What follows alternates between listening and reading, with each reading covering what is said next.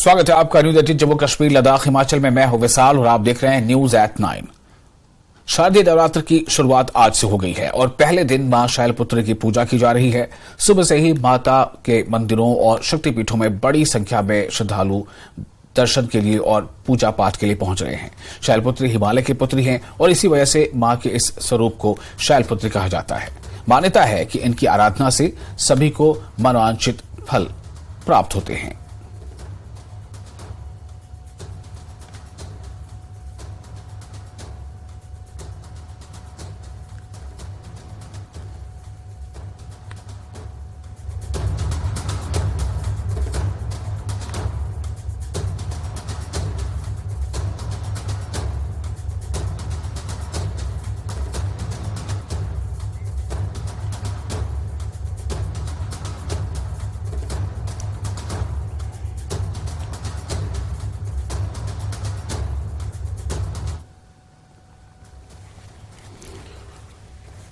तो आज शारदीय नवरात्र की शुरुआत आज से हो चुकी है और आज शारदीय नवरात्र के पहले ही दिन मां शैलपुत्री की इस रूप की पूजा की जा रही है। सुबह से ही माता के मंदिरों में और शक्तिपीठों में बड़ी संख्या में श्रद्धालु दर्शन के लिए पहुंचे हैं। शैलपुत्री हिमालय की पुत्री हैं और इसी वजह से मां के स्वरूप को शैलपुत्री कहा जाता है। मान्यता यह भी है कि इनकी आराधना से सभी को की जो बद की मुरादें हैं, जो मनोवांछित जो फल हैं वो हासिल होते हैं।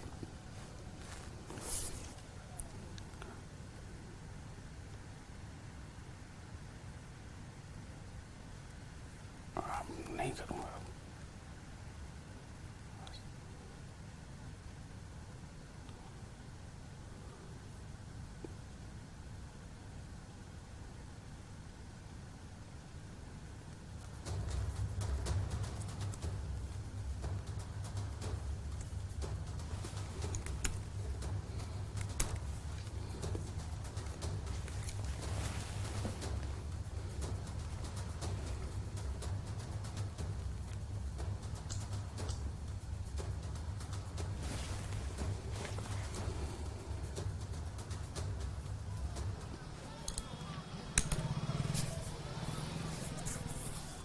तो ये अलग अलग तस्वीरें आपको ये दिखा रही हैं किस तरह से मां की आराधना में जो लोग हैं वो लीन है, भक्त मां की आराधना में लगे हैं और इसको लेकर ना मौसम कोई रुकावट बन रही है, ना किसी और तरह कोई परेशानी, बल्कि पहले दिन जो मां के रूप है शैलपुत्री का, उस रूप की आराधना में लोग लगे हैं और सुबह से इस तरह की तस्वीर, इस तरह की नज़ारे आप देख पा रहे हैं। मंदिरों में माता की आराधना में लोग लगे हैं, मंदिरों में इसको लेकर भीड़ है और जो श्रद्धालु हैं उनमें इसको लेकर काफ़ी उल्लास है, उमंग है और कोशिश ये हो रही है कि जहां तक हो सके वो आराधना को जो है अपने पूरे अंदाज में ये मां की आराधना को पूरी करें और साथ ही साथ अपनी जो आकांक्षाएं हैं, जो उनकी दिलों में जो उम्मीदें हैं, जो कामनाएं हैं, उनकी पूर्ति हो सके।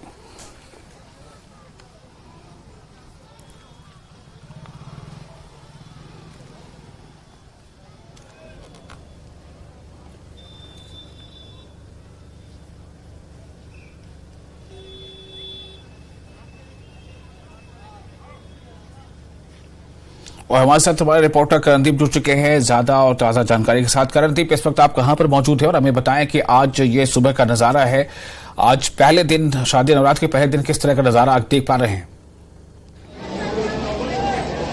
बिल्कुल विशाल, आज शारदीय नवरात्रि का पहला दिन है और पहले दिन माता शैलपुत्री की पूजा अर्चना की जा रही है और पूजा अर्चना के साथ श्रद्धालु जो है वो रवाना जो है वो दर्शनी दरबार से लगातार भवन की तरफ जो है वो जरूर हो रहे हैं। ये दर्शनी दरबार के दृश्य आपको दिखाए जा रहे हैं और माता रानी के जयघोषों के साथ जो है वो ये श्रद्धालु लगातार आगे की तरफ बढ़ रहे हैं। ये पहला पड़ाव है, यानी कि ये फ्रिस्किंग पॉइंट है, यहीं पर जो है वो श्रद्धालुओं की यहाँ पर जाँच होती है। जाँच के बाद जो है वो इन्हें यहाँ से रवाना किया जाता है। फिलहाल ये श्रद्धालुओं की जो लगातार भीड़ जो आप देख रहे हैं, ये भीड़ जो है वो माता रानी की एक झलक पाने को लेकर के काफी उतारू है और ये भीड़ लगातार सुबह 5 बजे से ही लगातार यहाँ पर देखी जा रही है। ये धर्मनगरी कटरा के यहाँ पर जितने भी यहाँ पर इस समय जहाँ पर पॉइंट्स हैं, यहाँ पर RFID कार्ड यहाँ पर मिल रहे हैं, वो भीड़ से भरे हुए हैं। यानी कि नवरात्रों के दौरान दर्शन करना एक अपने आप में काफी भाग्यशाली समय ये मानते हैं श्रद्धालु। ये श्रद्धालु देश के अलग अलग लोगों से लगातार यहाँ पर पहुंच रहे हैं। और खास करके इन नवरात्रों में जो है वो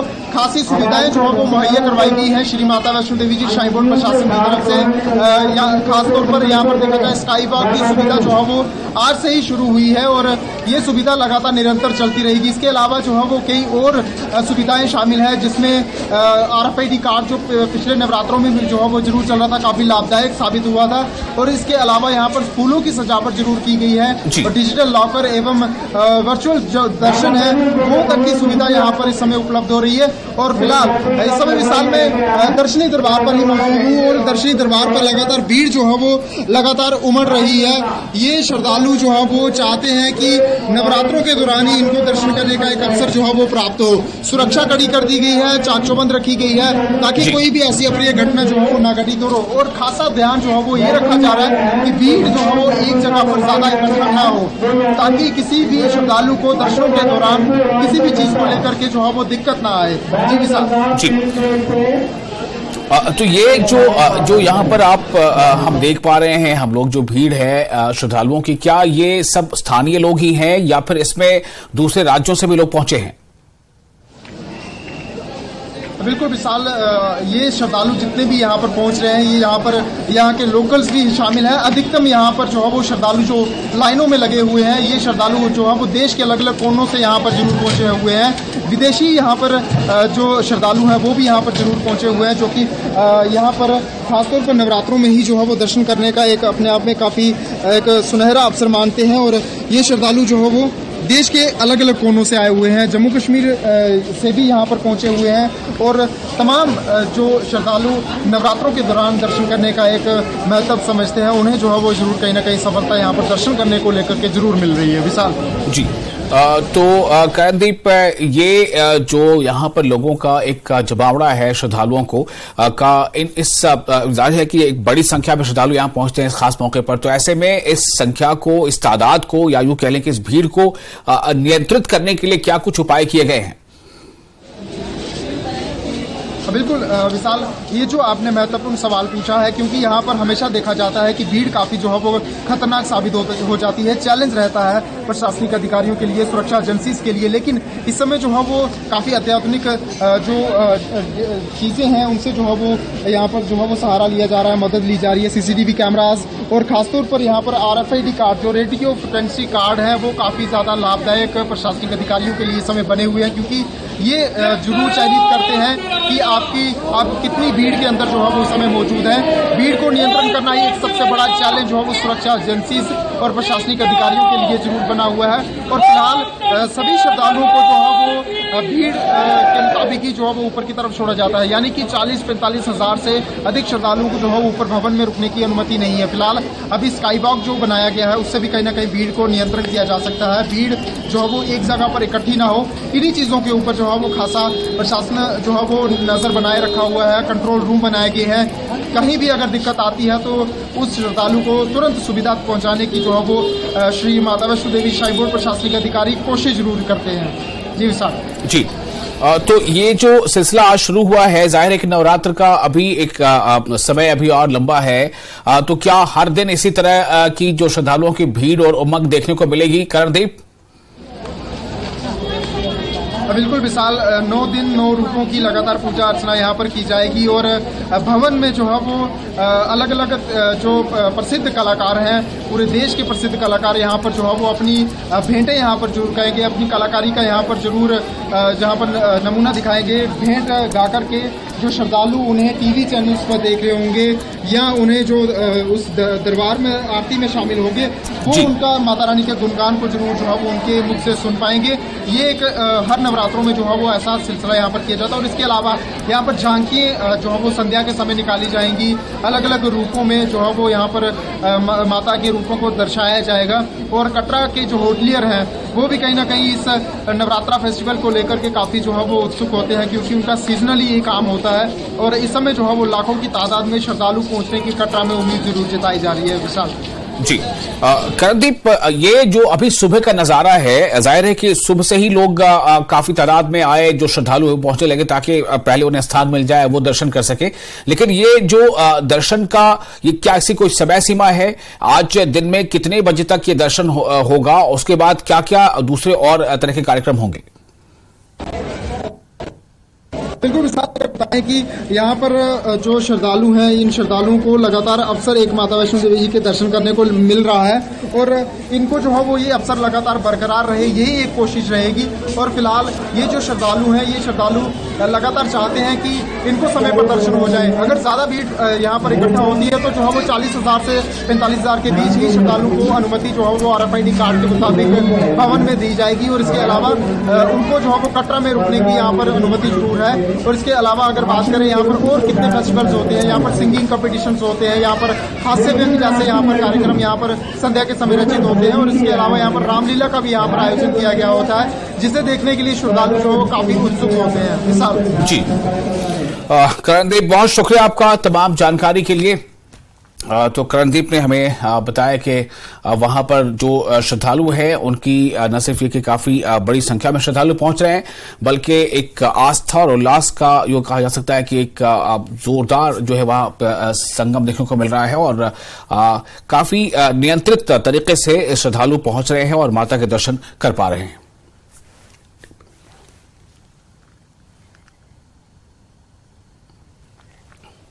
और खबरों में आगे बढ़ते हैं। मुंबई की जियो वर्ल्ड सेंटर में बैनुल-अक़वामी ओलंपिक कमेटी IOC के 141वें इजलास का इफ्तिताह वज़ीर-ए-आज़म नरेंद्र मोदी ने मुंबई के जियो वर्ल्ड सेंटर में किया। इफ्तिताही तकरीब में बैनुल-अक़वामी ओलंपिक कमेटी के सदर थॉमस बाक और रिलायंस फाउंडेशन की चेयरपर्सन नीता अंबानी मौजूद रहीं। नीता अंबानी ने इफ्तिताही तकरीब से खिताब करते हुए कहा कि खेल पूरी दुनिया को जोड़ता है, ये 8 अरब लोगों को जोड़ने की एक पहल है और हिंदुस्तान में IOC का इजलास फख्र की बात है। रिलायंस फाउंडेशन के चेयरपर्सन नीता अंबानी ने कहा कि PM की क़यादत में हिंदुस्तान एक उभरती हुई मईशत है। तकरीब से खिताब करते हुए प्रधानमंत्री नरेंद्र मोदी ने कहा कि हिंदुस्तान बड़े मौके के लिए तैयार है। हिंदुस्तान ने G20 में के इनेकाद में अपनी सलाहियत भी साबित की है। Respected Prime Minister, we are filled with immense joy and gratitude that you have joined us today. You are the leader of the world's largest democracy, architect of New India. Your support to sport has made this session in India a reality.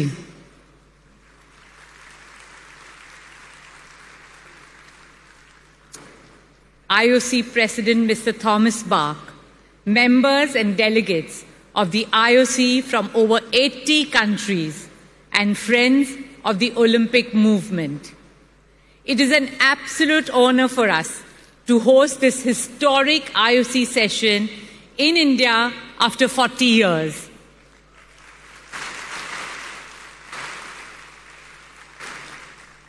And in Mumbai for the first time ever.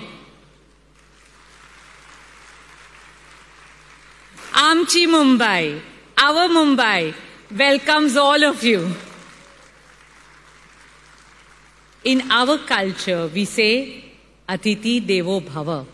It means our guest is God. You all have arrived in India at an auspicious time on the eve of Navratri, a vibrant Hindu festival celebrated with song, dance, and festivity that signifies the triumph of good over evil. My dear friends and colleagues, in this meeting of the IOC, I see the confluence of two wonderful forces. One is the Olympic movement, which unites humanity and transcends all national, racial, religious, and linguistic barriers. The other is India, the world's largest democracy, as the host of this meeting. Bharat के गांवों में जाएंगे तो पाएंगे कि बिना sports के हमारा हर फेस्टिवल अधूरा है। हम भारतीय सिर्फ स्पोर्ट्स लवर नहीं, बल्कि हम स्पोर्ट्स को जीने वाले लोग हैं और ये हजारों वर्षों की हमारी हिस्ट्री में रिफ्लेक्ट होता है। इंडस वैली सिविलाइजेशन हो, हजारों वर्ष पहले का वैदिक काल हो या उसके बाद का टाइम पीरियड, हर कालखंड में स्पोर्ट्स को लेकर भारत की लेगेसी बहुत समृद्ध रही है। हमारे यहां हजारों साल पहले लिखे ग्रंथों में 64 विधाओं में पारंगत होने की बात कही जाती है। इनमें से अनेक विधाएं खेलों से जुड़ी हुई थी, जैसे horse riding, archery, swimming, wrestling, ऐसी अनेक स्किल्स को सीखने पर बल दिया जाता था। आर्चरी यानी धनुर्विद्या को सीखने के लिए तो पूरी एक धनुर्वेद संहिता ही लिखी गई थी। इस संहिता में एक जगह कहा गया है, धनुष चक्रंच कुतंच खड़गंच छुरी का गदा सप्तमम बाहु युद्धम शादेवम युद्धानि सप्तदा, यानी धनुर्विद्या से जुड़ी 7 प्रकार की स्किल्स आनी चाहिए, जिसमें धनुष्बाण, चक्र, भाला यानी आज का जेवलिन थ्रो, तलवारबाजी, डैगर, गदा और कुश्ती शामिल है। साथियों, स्पोर्ट्स की इस हजारों वर्ष पुरानी हमारी लेगेसी के अनेक साइंटिफिक एविडेंस है। जहां मुंबई में अभी हम हैं, वहां से करीब 900 किलोमीटर दूर कच्छ में यूनेस्को की वर्ल्ड हेरिटेज साइट है धौलावीरा। धौलावीरा 5000 साल से भी पहले एक बहुत बड़ा और समृद्ध पोर्ट सिटी हुआ करता था। इस प्राचीन शहर में अर्बन प्लानिंग के साथ साथ स्पोर्ट्स इंफ्रास्ट्रक्चर का भी एक शानदार मॉडल मिला है।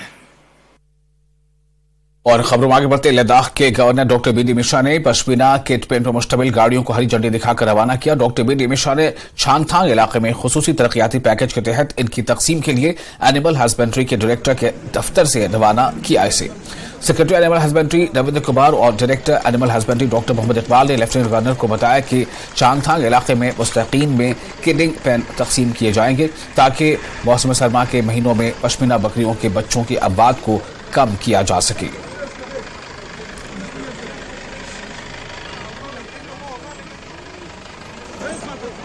शुभ हाथों से आज हम जो एक किडिंग पेन दे रहे हैं चांगथांग और दुर्बुक में, जहां पे पिछले दिनों हमारे ब्रीडर्स का ये शिकायत रहता था कि उनके जो किड्स जो मेमना जो पैदा होते हैं उनमें हाइपोथर्मिया यानी सर्दी की वजह से थोड़ा तकलीफ होता है। तो हमने आज इसका इनोवेशन उनके शुभ हाथों से कराया है। तो इसका मकसद ये कि आने वाले दिनों में हमारी जो मेमनाएं हैं उनकी मोर्टेलिटी में जो उससे मौत हो जाती थी वो कम हो जाए। और इसमें एक अली साहब ने एक अच्छा स्लोगन भी दिया है कि मेमना बचाओ मेमना बढ़ाओ।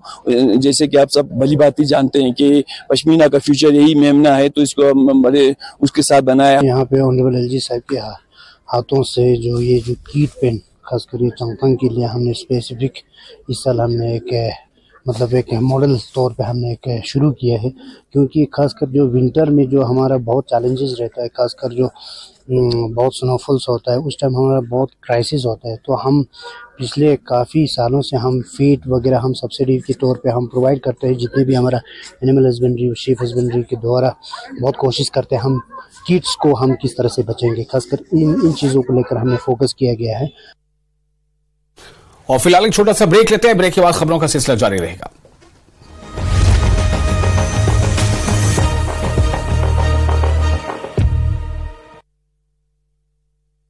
बोलना चिंकी नेताओं से भी मुलाकात करेंगे। कश्मीरी पंडितों का एक प्रतिनिधिमंडल उपराज्यपाल मनोज सिन्हा से मिला। ये बैठक राजभवन में हुई। प्रतिनिधिमंडल में हीरालाल भट्ट, आई.के. रैना, सोनाली पंडिता रहे शामिल।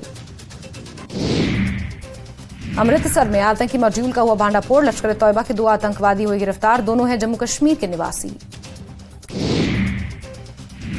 एसएसओसी अमृतसर ने केंद्रीय एजेंसी के साथ की संयुक्त कार्रवाई। आतंकियों से हथियार, गोला बारूद किए जब्त।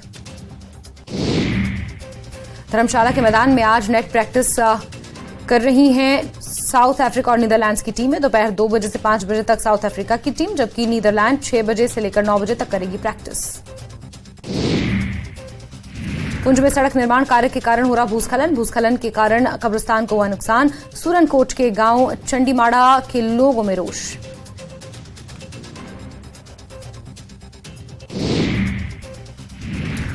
धर्मशाला में भाजपा के वरिष्ठ नेताओं ने प्रदेश सरकार पर साधा निशाना। कहा, प्रदेश में बढ़ रही बेरोजगारी, सत्ता नहीं चलती तो कांग्रेस हमें सौंप दें।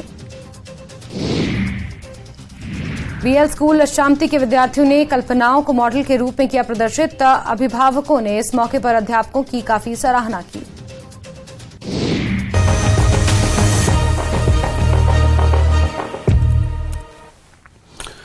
ब्रेक के बाद एक बार फिर आपका स्वागत है न्यूज 18 JKLH। आप देख रहे हैं न्यूज एट 9। मरकजी वजारत कबायली उमूर के सेक्रेटरी अनिल कुमार झा ने शोपियां के देहातों का दौरा किया। इस दौरान उन्होंने कबायली तरक्की और हुकूमत के फलाही स्कीमों का जायजा लिया। सेक्रेटरी अनिल कुमार झा ने joint secretary doctor Navaljit Kapoor के साथ कबायली उमूर के महकमे और जिला इंतजामिया के दीगर अफसरान के साथ हेरपुरा, दबजान और पीर की गली का दौरा किया।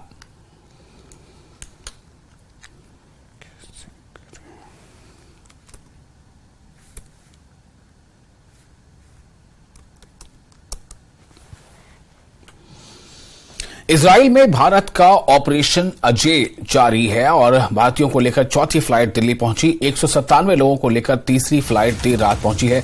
दिल्ली में एयरपोर्ट पर लोगों का स्वागत किया गया। अब तक 644 लोगों को एयरलिफ्ट किया जा चुका है।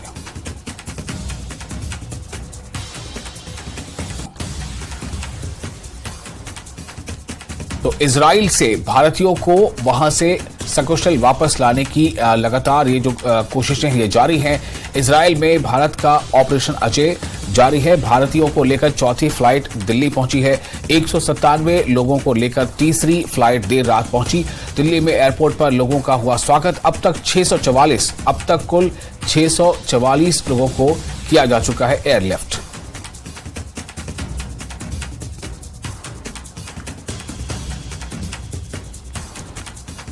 हालिया दिनों जिस तरह से हमास और इजराइल के बीच एक संघर्ष जारी है और इस संघर्ष के दौरान वहां पर सुरक्षा को लेकर कई सवाल बनते रहे, इसी बीच ये खबर है कि अब तक चौथी फ्लाइट इजराइल से भारतीयों को लाने में कामयाब रही है और चौथी फ्लाइट आ चुकी है और अब तक कुल जो संख्या है जिसमें भारतीय नागरिक इजराइल से लाए गए हैं उनकी संख्या 644 है।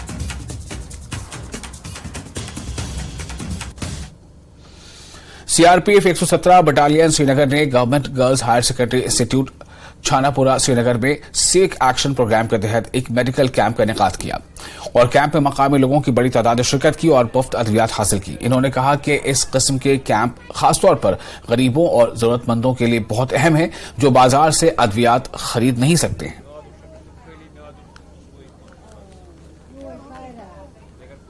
आज हम लोग Sanpura girls high school, government girls high school Sanpura में फ्री मेडिकल कैंप कर रहा है। हम लोग 117 बटालियन की तरफ से कर रहे हैं, सीआरपीएफ की तरफ से। एक्चुअली इस तरह फ्री मेडिकल कैंप श्रीनगर में हर बटालियन हमारा आईजीपी श्रीनगर सेक्टर का मार्गदर्शन में हम लोग पूरा साल भर करते हैं। तो इसी कड़ी में 117 बटालियन सीआरपीएफ जिसके हेडक्वार्टर राजबाग में है, तो हम लोग ये जगह चुना है। ये हमारा एरिया ऑफ रिस्पॉन्सिबिलिटी के अंदर है।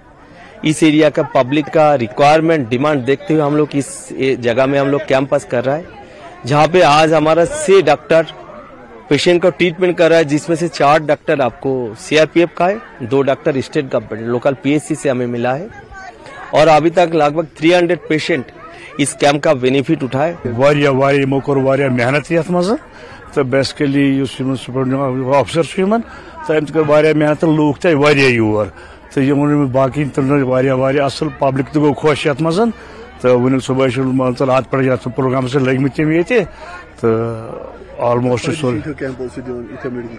मेडिकल कैंपस मज बेसिकली ठीक ये वनकस चलान दवा ववा सह दिमो सोरे ये फ्री ऑफ कॉस्ट तो अत लोग पोस बेसिकली कहीं।